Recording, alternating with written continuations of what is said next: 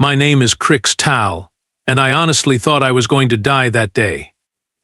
Not from some cosmic disaster or space plague, mind you, but from sitting 3 seats away from a genuine, certified death worlder. You know, one of those terrifying humans everyone whispers about in the dormitory halls after lights out.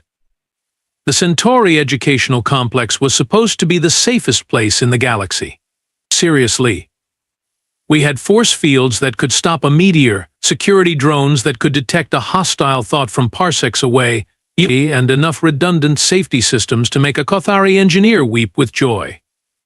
The brochure literally said, "Where young minds flourish in perfect harmony," which sounds lovely until you realize they let a human enroll. Maya Thompson. That was her name.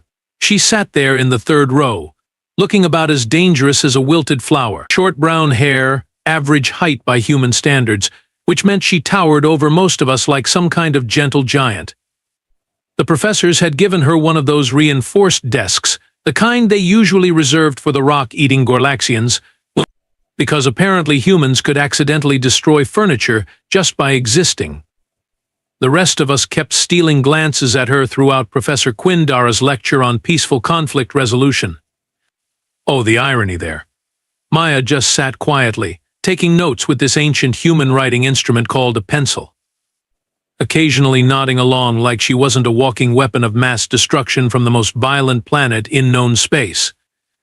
Tikri, my Zephonian roommate, had spent the entire morning explaining human horror stories to anyone who would listen. How they survived on a world where everything, including the weather, actively tried to murder them daily. How they hunted predators that could snap a Valerian in half just for fun. How they actually enjoyed recreational combat sports where they hit each other in the face repeatedly. Looking at Maya, though, I had my doubts. She seemed more interested in her quantum mechanics homework than plotting our demise. She even smiled politely when Professor Quindara made one of his terrible jokes about molecular bonding. A real killer would never laugh at something that bad. But then again, everyone knew that humans were masters of deception. Maybe this quiet, studious act was just part of their predatory nature. Maybe she was analyzing our weaknesses, planning the most efficient way to eliminate the entire class. I shifted nervously in my seat, my 3 hearts beating slightly faster than normal. Just being in the same room as a death worlder felt like tempting fate itself. Then the universe decided to prove me absolutely, terrifyingly right. The invasion klaxon shrieked through the facility like a banshee with anger management issues. Red warning lights bathed everything in the color of fresh blood, which seemed oddly appropriate given our current company. The automated voice began its cheerful announcement. Attention students and faculty. We are experiencing a Code Crimson security breach. Please remain calm while we all panic internally. Okay, it didn't actually say that last part, but you could hear it in the system's digital voice. Professor Quindara's 6 eyes went wide as dinner plates. Tikri started hyperventilating through both sets of respiratory slits. The Gorlaxian twins began that low rumbling sound they made when stressed, which honestly sounded like a construction site having an argument with itself. The emergency force fields slammed down over the windows with a sound like thunder. Glass doors began sealing corridors. Security drones zipped past our classroom window, their weapon systems already charging with ominous blue light. The facility's defensive grid was coming online, and everyone knew what that meant. We were under attack. But here's the thing nobody prepared me for. The moment that alarm sounded, Maya Thompson transformed.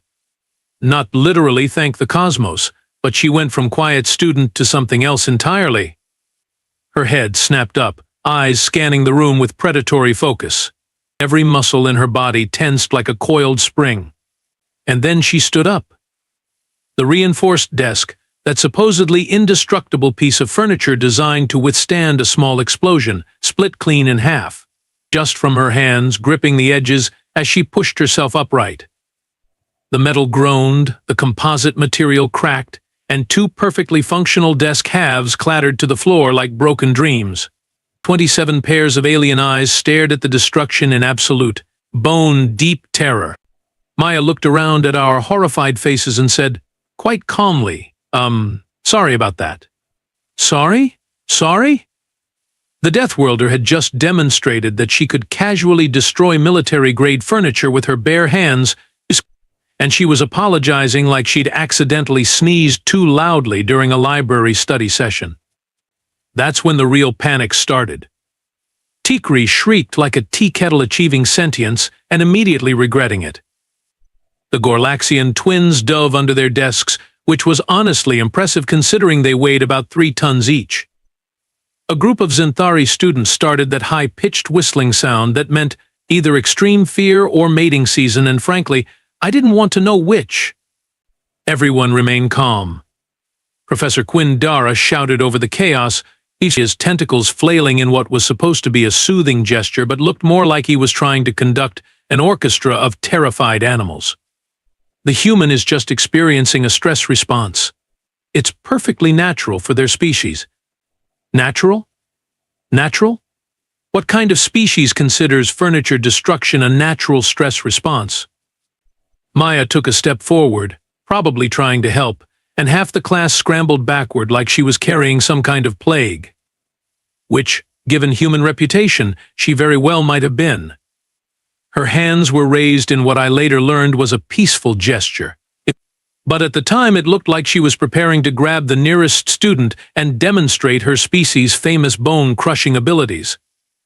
"Look, I can explain," Maya said, her voice remarkably calm for someone who'd just revealed herself as an instrument of mass destruction. Humans have what we call an adrenaline response when we perceive danger. It makes us temporarily stronger, and I wasn't expecting it to kick in quite so dramatically. Adrenaline response. They had a name for it.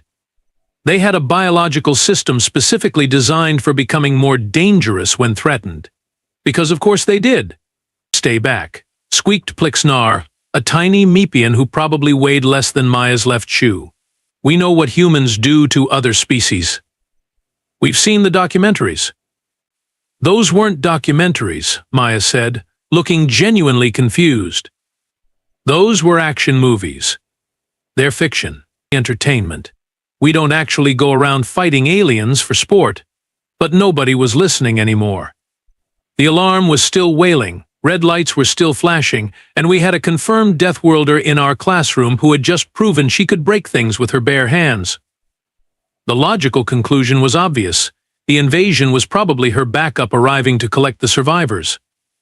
Professor Quindara was frantically tapping his communication device, probably calling for security, or possibly for a priest. Maya stood in the middle of the chaos, looking like she wanted to help but was afraid to move in case she accidentally destroyed something else. Which, given her track record, was a very reasonable fear. Then the real monsters showed up, and suddenly Maya's furniture-destroying abilities seemed like the least of our problems. The explosion that rocked the eastern wing felt like someone had decided to rearrange the facility's architecture using large quantities of military-grade explosives. The reinforced walls, those supposedly impenetrable barriers that could withstand a direct hit from a plasma cannon, crumbled like stale cookies in a toddler's hands. Through the smoke and debris came the Zephyrian raiders, and let me tell you, they made Maya look about as threatening as a particularly aggressive houseplant. These weren't your average space pirates looking to steal lunch money and data crystals. Zephyrians were professional killers, 8 feet of pure muscle and bad intentions wrapped in armor that cost more than most planets' annual defense budgets. Their energy weapons hummed with enough power to vaporize a small moon, and their bio-enhancement modifications made them faster, stronger, and significantly more interested in violence than any reasonable species should be. The first raider through the breach took one look at our classroom and smiled. Well, I assume it was a smile. Hard to tell with all those teeth. The educational facility secured, he announced in that guttural Zephyrian accent that made every word sound like a threat. The beginning harvest of intellectual assets. Intellectual assets. They were talking about us like we were crops ready for picking. Professor Quindara, bless his academic heart, stepped forward with all the authority his tenure could muster. Now see here, this is a neutral educational institution protected by 17 different galactic treaties.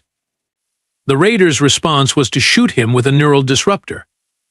Our professor collapsed like a marionette whose strings had been cut by a particularly vindictive puppeteer. He wasn't dead, thankfully, just temporarily disconnected from his own nervous system, but the message was crystal clear. Treaties were apparently optional. More raiders poured through the breach, their scanners sweeping the room.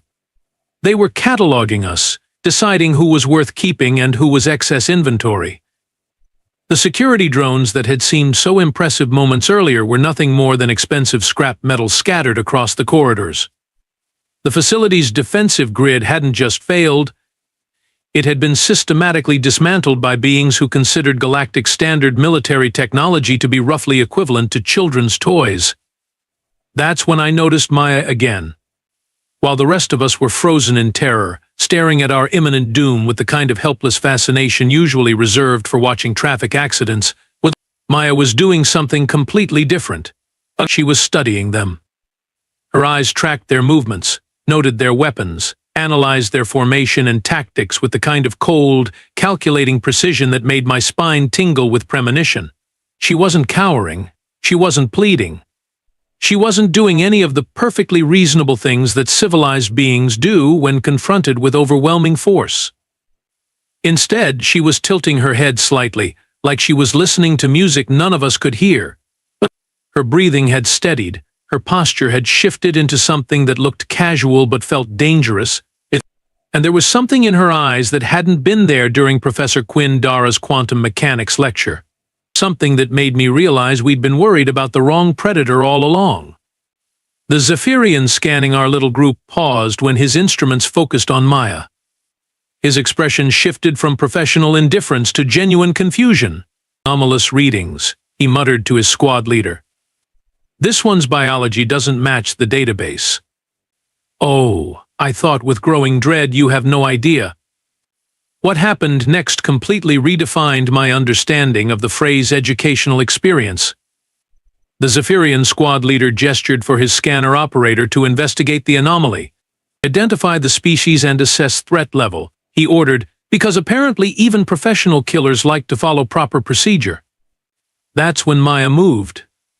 I'd heard stories about human combat before, wild tales of berserker rages and impossible feats of strength, but nobody had mentioned their talent for weaponizing absolutely everything within arm's reach. Maya grabbed what remained of her broken desk, not the whole thing, just a jagged piece of composite metal about the size of a dinner plate, and hurled it at the nearest raider with enough force to embed it 3 inches deep in his chest armor. The raider staggered backward, staring down at the makeshift projectile sticking out of his torso like he couldn't quite believe what had just happened. Neither could I, honestly. But Maya was just getting started. She snatched up Professor Quinn Dara's holographic projector, yanked out some kind of internal component that sparked ominously, and threw it at the squad leader's weapon. The resulting electrical feedback sent blue lightning dancing across his energy rifle until it overloaded with a sound like an angry god having a temper tantrum.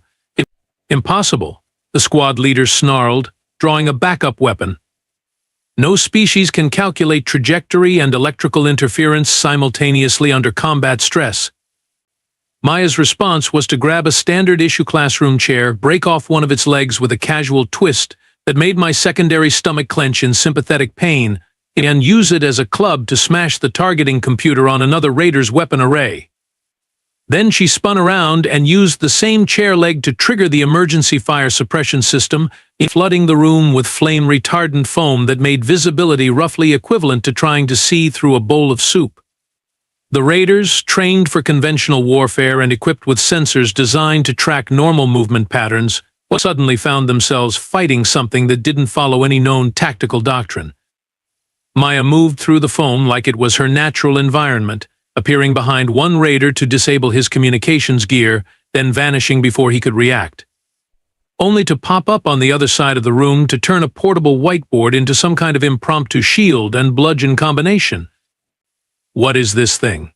One raider screamed, trying to track a target that apparently understood the precise acoustics of enclosed spaces well enough to use sound as a weapon. Maya had somehow turned the classroom's public address system into a feedback loop that made everyone except her grab their heads in pain. But the most terrifying part wasn't her improvised weapons or her tactical unpredictability. It was her creativity. Where the rest of us saw a classroom full of educational equipment, Maya saw an arsenal waiting to be activated. The periodic table display became a handful of chemical samples that, when mixed with the fire suppression foam, created a slippery mess that sent raiders sliding into walls like cartoon characters.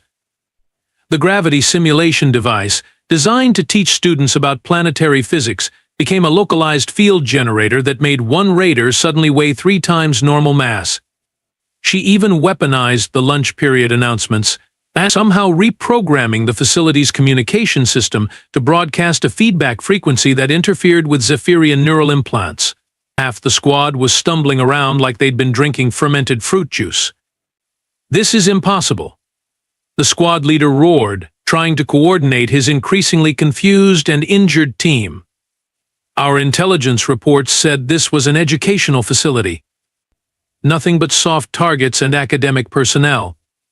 Maya emerged from the foam holding what appeared to be a teaching aid about molecular structure, except she'd somehow turned it into a device that was generating enough electromagnetic interference to scramble their targeting systems. Her hair was messed up, her school uniform was torn, and she had that particular expression that I now recognize as a human solving problems in the most violent way possible. "Your intelligence reports," she said conversationally, like she was discussing the weather rather than systematically dismantling a squad of professional killers with classroom supplies, apparently didn't account for human ingenuity. And that's when I realized something that made my blood run cold. Maya wasn't just fighting back against impossible odds. She was winning. Against superior numbers, better weapons, advanced armor, and years of military training, she was actually winning.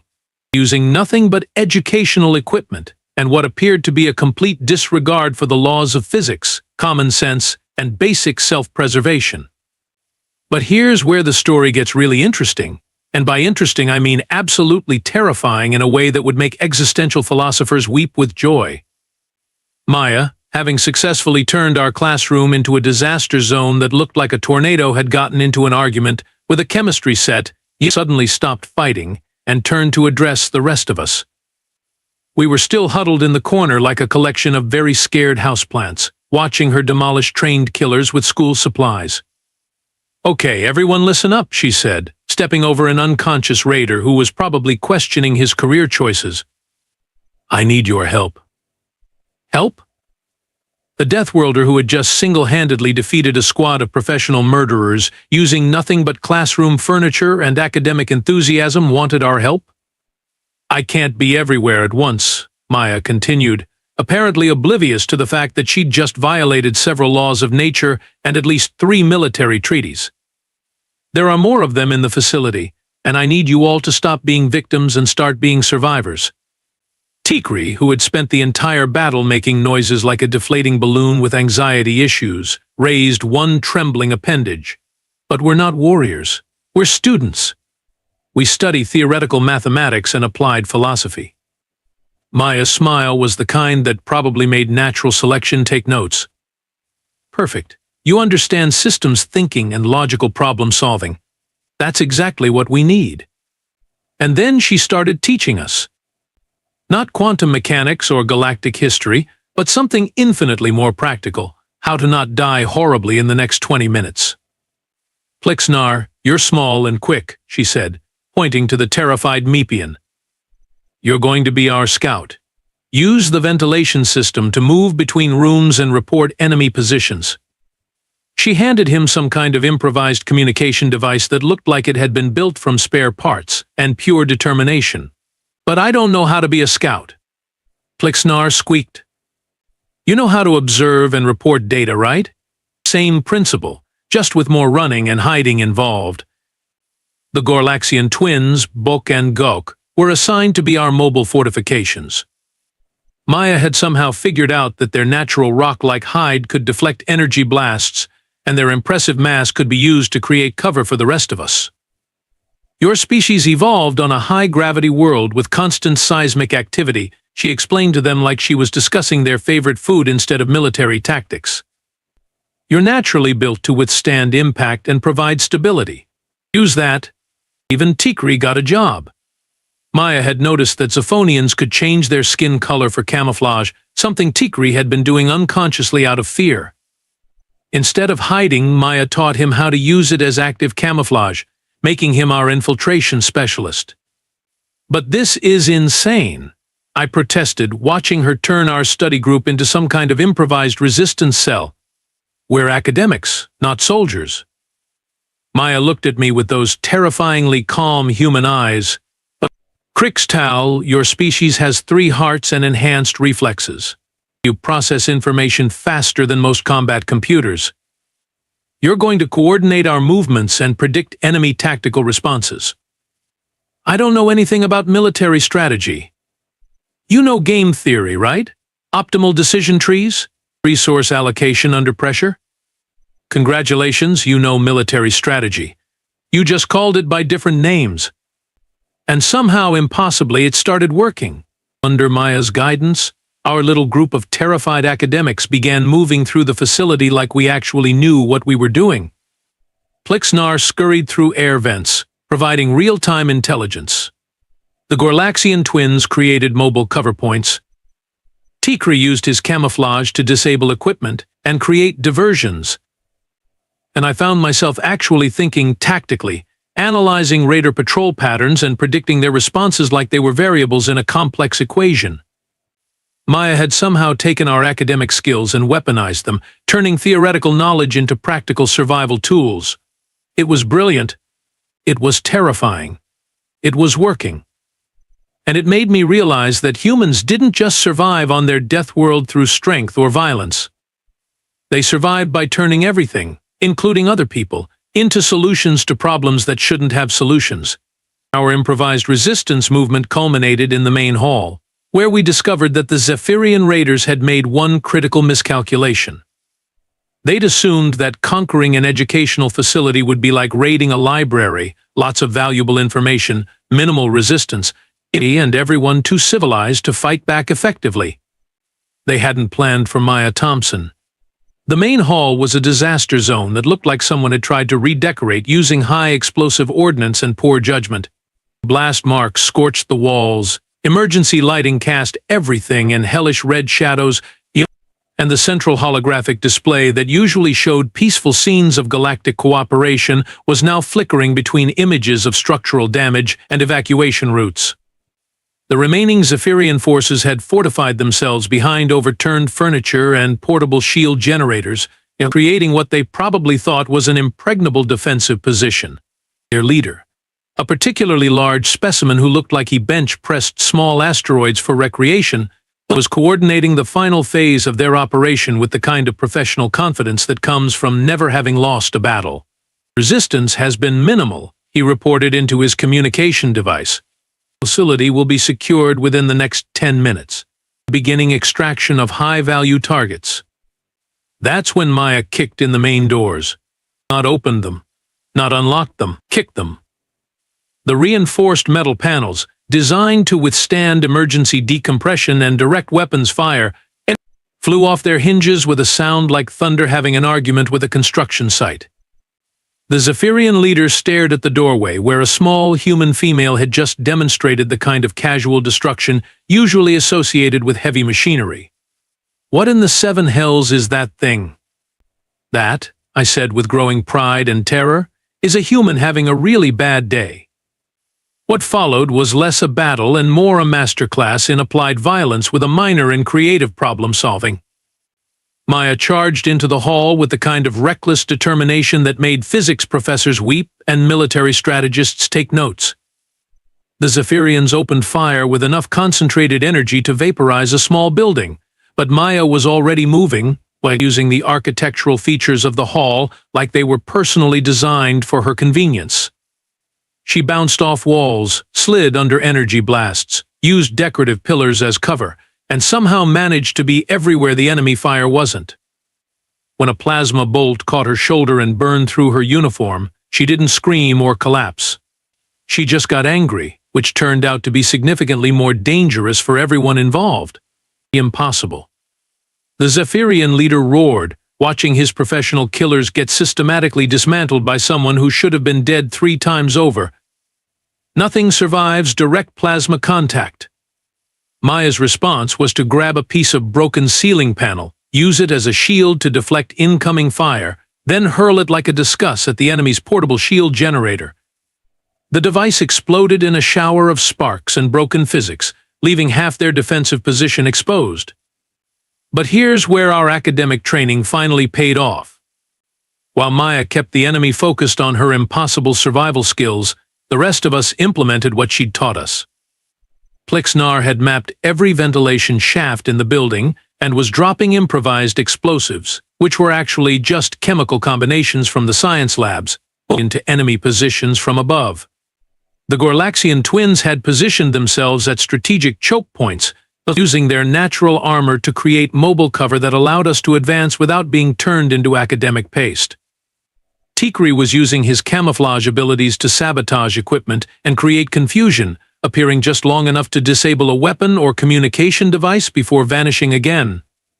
And I was coordinating everything from a central position, treating the entire battle like a complex logistics problem with potentially fatal consequences for incorrect answers.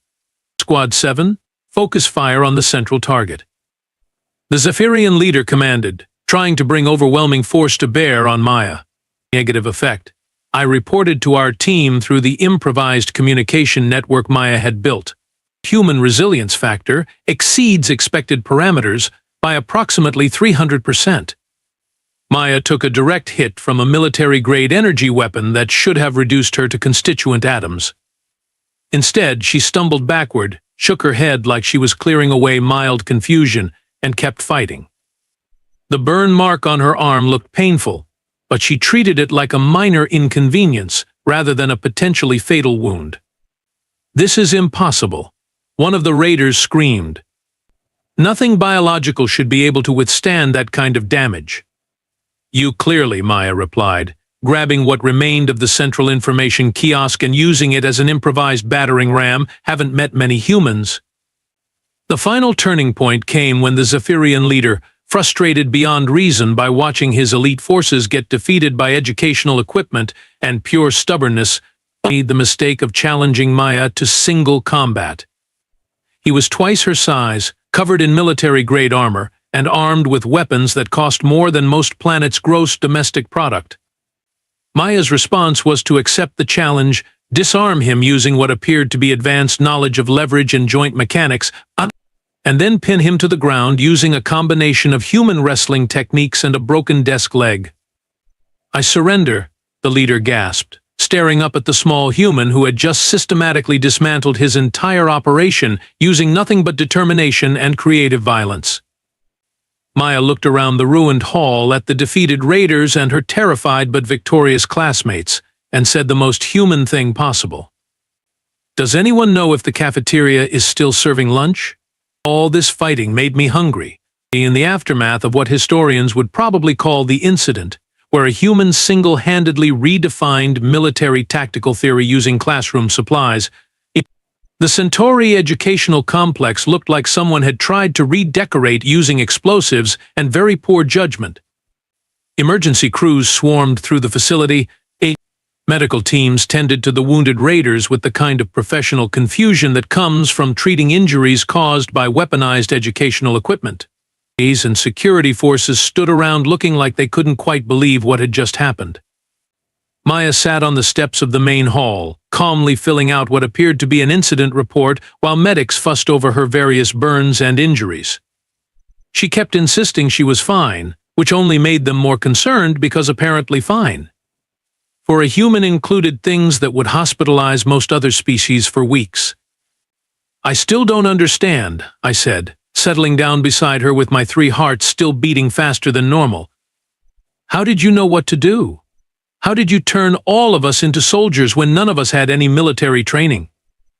Maya looked up from her paperwork and smiled, the same polite expression she'd worn during Professor Quindara's terrible jokes about molecular bonding. "I didn't turn you into soldiers, Crixtal. I just helped you realize you were already problem solvers." Military tactics are just problem solving under pressure with potentially fatal consequences for wrong answers. But the way you fought, the things you did, that wasn't normal academic behavior.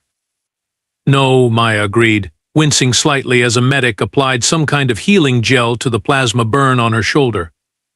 But it wasn't abnormal human behavior either. We're adaptable. When presented with a problem, we find solutions using whatever resources are available. Sometimes those resources happen to be classroom furniture and terrified classmates. Tikri approached us cautiously, his skin still flickering between colors as his camouflage system tried to process recent events. The stories about humans being dangerous deathworlders, they're true, aren't they? Maya considered this seriously, which was somehow more terrifying than if she'd just laughed it off. I suppose they are, in a way, but not the way you think. We're not monsters who enjoy violence for its own sake. We're just really, really good at surviving impossible situations and protecting the people we care about. She gestured toward the defeated raiders being led away in restraints. Those Zephyrians were professional killers with superior weapons and training. But they made one critical mistake. What's that? I asked. They threatened my classmates, Maya said simply. Humans have this annoying tendency to get unreasonably stubborn when people we like are in danger. It's a design flaw from evolving on a world where everything was constantly trying to kill us. We learned to be protective of our groups because cooperation was the only way to survive.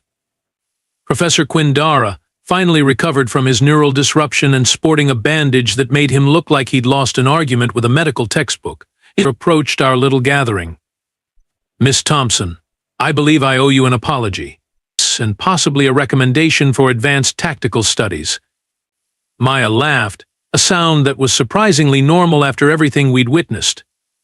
I think I'll stick with quantum mechanics, Professor. It's much less likely to result in property damage. Looking around at the wreckage of our peaceful educational facility, at my classmates who were already comparing stories and laughing about their newfound combat experience, I realized something important. We'd been wrong about humans. They weren't monsters. They were just very, very good at making sure monsters lost. 3 months later, Maya Thompson still sits in the same spot in Professor Quindara's classroom, though we've upgraded her to a desk that's supposedly rated for Deathworlder stress responses. She still takes notes with that ancient human writing instrument, still nods politely at terrible jokes, and still looks about as dangerous as a wilted flower. The difference is that now we know better. The stories about humans being terrifying deathworlders weren't wrong, exactly. They were just incomplete. Yes, humans come from a world where everything tries to kill them on a daily basis. Yes, they have reflexes that can accidentally destroy furniture and biological systems that let them survive injuries that would kill most other species. But what the stories never mentioned was why they developed those abilities. It wasn't for conquest or domination or the simple joy of violence. It was for protection, for survival, for making sure the people they cared about made it through another day on a world that was actively hostile to life itself. The irony isn't lost on me that we spent weeks terrified of the very being who would risk her life to save ours. We saw her strength and assumed malice. We witnessed her resilience and feared aggression. We watched her turn classroom supplies into weapons and never considered that she might use those same skills to defend rather than attack. Now when Maya raises her hand to answer a question, nobody flinches. When she stands up quickly, we don't dive for cover. When she smiles, we smile back instead of calculating escape routes. Because we've learned the most important lesson about humans that the stories never taught us, they're not dangerous to their friends. They're only dangerous to the things that threaten their friends. And honestly, that makes me feel safer than any force field or security system ever could. Though I still recommend reinforced furniture, just in case.